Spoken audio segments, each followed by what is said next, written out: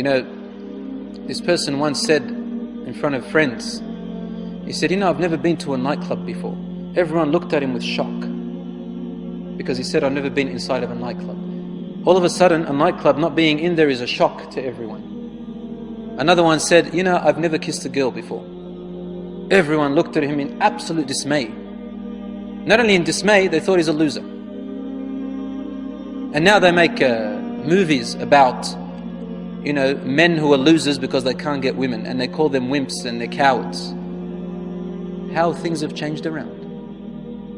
Where women have lost their absolute value, men have lost their value, and this type of behavior is considered to be noble and courageous.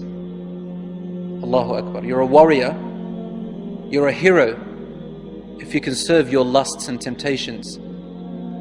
And then you have issues of rape and crime, and then you've got laws, especially in Western countries, that can't even solve anything. Just the other day I read in the paper about a man who was convicted in the court of law in Sweden. He was convicted of rape. You know what kind of rape? It says that the woman, she agreed to have intercourse with him. But, excuse me for the expression, he used some kind of contraception, I don't want to say its name, and the contraception broke. Based on that, she won in the court by claiming rape, even with her consent. So now their own laws can't even solve their own problems. They bring more laws that bring more problems for them. And Allah says in the Quran, those who follow their own lusts and temptations, they want to lead you away very far. Allah wants to lessen the burden off your shoulders. He doesn't want you to fall into harm. He doesn't want you to fall into predicaments where you can't climb out of. يُرِيدُ اللَّهُ أَن يُخَفِّفَ عَنْكُمْ. These laws in our deen are only there to protect you. They are not there to cause you harm or restrict you, ya akhi. They are there to protect you because there's so much harm out there.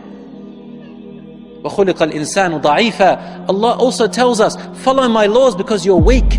You're weak. Pass them and follow my guidance. I'm there for you. Like what your father and mother do. To keep you away from fire, keep you away from harm. They restrict you and place boundaries around you. We need boundaries from Allah, otherwise we fall into harm. And then there's AIDS, and there's HIV, and there is unwanted pregnancies by girls who are only 13 years old. 13, 12. 12, 13. And what happens to the child? They put up for adoption. The child grows up without a father or mother. What oppression! What oppression! Only to repeat the same thing again and again. So there is great harm in this. And here we are, they're trying to tell you youth that doing these actions makes you a man. You want to become a man? I dare you to get married. I dare you to get married. Because to them, this is the most cowardly thing. They don't dare to get married, brothers and sisters. They don't dare to get married. I had a neighbor, she had a 3-year-old daughter. But they never got married, her and her partner. In the end, he left her for another woman. Obviously he's going to leave you for another woman. He's too afraid to be a man. He doesn't want to get married because he's too deep in his lusts. And then turns around and she says, men, they're only after their ego. Of course, why did you take a man like that? Allah gave us conscience. Allah gave us guidance in our brains to think with. And so Allah forbids us from these things because not to bring us harm. And you know what's sad? Unfortunately, 80% of the time, majority of the time, women are the victims. Women are the victims in this situation. So you can see it's reversed now. What does the man want? The man wants to use and abuse the woman. Use and abuse the woman. And you know what? If these young girls were able to look inside and read what's in the mind of young men these days, wallah, I don't think any of them will even hang around as much as 10 kilometers away from a man, close to a man. They wouldn't want to. But the men, they like to deceive women. Wicked men, they like to deceive women. Wicked men, non-God-fearing we're talking about. And then you get this poor woman who thinks that, he's my boyfriend. We're going to stroll, this is the image she has in her head. We're going to stroll in the park. He's going to pick up a daffodil and give it to me. Or a rose. Hand in hand together. And then we're going to wait until the sun sets. And the birds chirping around us in this beautiful park. Poor thing. This is what she thinks, right? But the man is thinking about one thing, and he's going to tolerate all of that until he gets to it. I'm talking about men with diseases in their heart, and there are many of them today. With the tabloid, with all the sceneries that you have out there, and all the things that are occurring, I feel very sorry for a lot of women, and I feel very sorry for a lot of men who have sold their youth and sold their chastity, sold their dignity to be so cheap. Why does it hurt so bad? You know, when someone is gone through a boyfriend, a girlfriend, obviously like I said, which is haram, but then once it's finished, why does it hurt so bad? And what's amazing is there's no physical damage. You don't see nothing, no harm, no scratches, no cuts, anything. So you can't pinpoint an exact, but somewhere in this region, is this pain, severe pain, and you can't heal it. No first aid kit. So why does it hurt so bad? You know, the movies we watch and the TV programs, you know, they have an ending.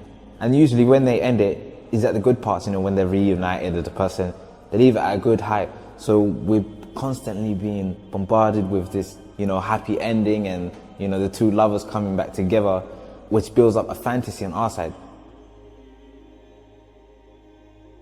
From when we're born and throughout life, we have this void, this emptiness in our heart that we're trying to fulfill. Some people do it through drugs, some people do it through money, some people do it through the opposite gender. Usually, majority of the time, we try to fulfill this void through the opposite gender. And we think that once we're going to find this perfect girl, perfect guy, this person is going to make us happy. This person is going to complete us. But when you actually fall into this relationship, you find that the person wasn't able to fulfill the needs that you required of them. The person began to let you down. The person, you know, began to do things that you didn't expect them to do. And ultimately, because you have such high expectations for this person, any small thing they do is going to ultimately hurt you. The expectations of this void in the heart that you're trying to fulfill, this emptiness in the heart, is too great to be fulfilled by a mere human being. Now Allah subhanahu wa ta'ala put this emptiness there to navigate you towards Him subhanahu wa ta'ala. And know that all of these things will cease to remain because the dunya is temporary. That means you're destined to depression, sadness and unhappiness. And it's quite sad that as Muslims we need to begin to discuss such topics which possibly are of interest for some individuals, but unfortunately has possibly become a disease in the Muslim Ummah.